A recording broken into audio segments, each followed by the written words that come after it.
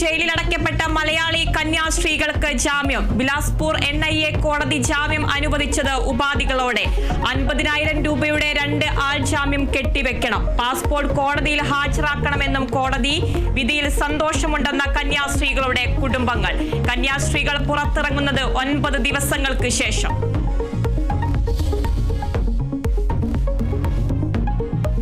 രാജസ്ഥാനിൽ നിർബന്ധിത മതപരിവർത്തനം ആരോപിച്ച് മലയാളി പാസ്റ്റർക്കെതിരെ കേസ്. ഇടുക്കി കട്ടപ്പന സ്വദേശിയായ തോമസ് ജോർജിനെതിരെ മതവിശ്വാസത്തെ അപമാനിക്കുക, വിദ്വേഷ പ്രചരണം എന്നീ ജാമ്യമില്ലാ വകുപ്പുകൾ ചുമത്തി. കഴിയുന്നത് ഭീതിയോടെയെന്ന് തോമസ് ജോർജ്. പ്രാർത്ഥനയ്ക്കിടെ പള്ളി പൊളിക്കൽ ബജ്രംഗ് ദൾ RSS പ്രവർത്തകർ എത്തിയെന്നും പാസ്റ്റർ.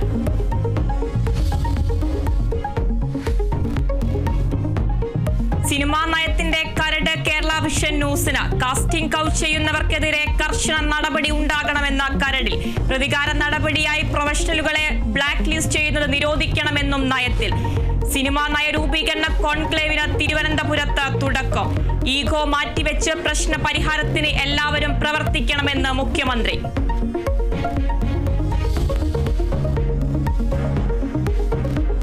ചലച്ചിത്ര താരം കലാഭവൻ നവാസിന് നാടിന്റെ അന്ത്യാഞ്ജലി. പോസ്റ്റ്മോർട്ടത്തിനു ശേഷം ആലുവയിലെ വീട്ടിലെത്തിക്കും. സംസ്കാരം വൈകിട്ട്. നവാസിനെ മരിച്ച നിലയിൽ കണ്ടെത്തിയത് ചോറ്റാനിക്കരയിലെ ഹോട്ടലിൽ. അസ്വാഭാവിക മരണത്തിന് കേസെടുത്ത് പോലീസ്.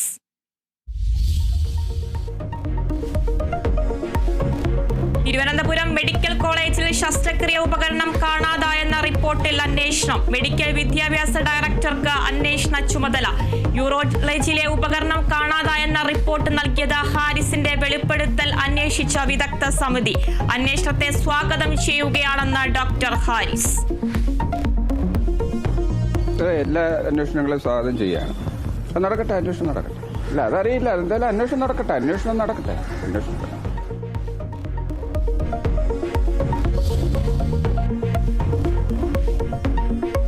കോഴിക്കോട് കോങ്ങാട് മലയിൽ പശുവിനെ മേയ്ക്കാൻ പോയ 40-കാരി മരിച്ച നിലയിൽ. പശുവിന്റെ ജഡവും കണ്ടെത്തി. മരിച്ചത് പശുക്കടവ് സ്വദേശി ബോബി.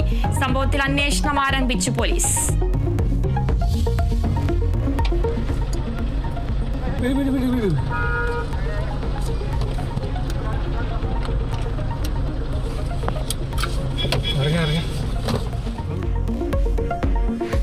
മലപ്പുറം മഞ്ചേരിയിൽ ഡ്രൈവറുടെ മുഖത്തടിച്ച പോലീസുകാരനെതിരെ നടപടി. ട്രാഫിക് എൻഫോഴ്സ്മെന്റ് യൂണിറ്റിലെ ഡ്രൈവർ നൌഷാദിനെ സ്ഥലം മാറ്റി. അടിയേറ്റത് ഡ്രൈവർ ജാഫറിന്. മർദ്ദനം പിഴ ഈടാക്കുന്നതിനെ ചൊല്ലിയുള്ള തർക്കത്തിനിടെ.